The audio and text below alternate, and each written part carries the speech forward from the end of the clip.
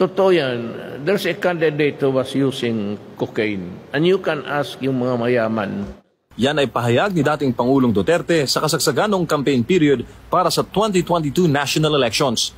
Bagamat hindi pinangalanan, sinabi ng dating Pangulo na naghihit-hit raw ng cocaine itong kandidato sa yate at iba pang exclusive na lugar.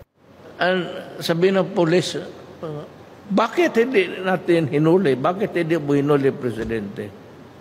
Hindi mo alam ang mga mayaman. They go on yate, or in the air. Doon niya sila magsup-sup ng ano nila. Inamon niya pa noon ang mga botante na kumausap ng mga alta sa lipunan. Doon raw kasi madalama ang identity ng presidential na user umano ng illegal na droga. Kung maniwala kayo, total marami mga mayaman tanong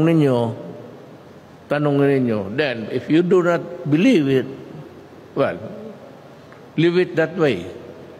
Basta sinabi ko, do not let it not be said later on that I did not tell you.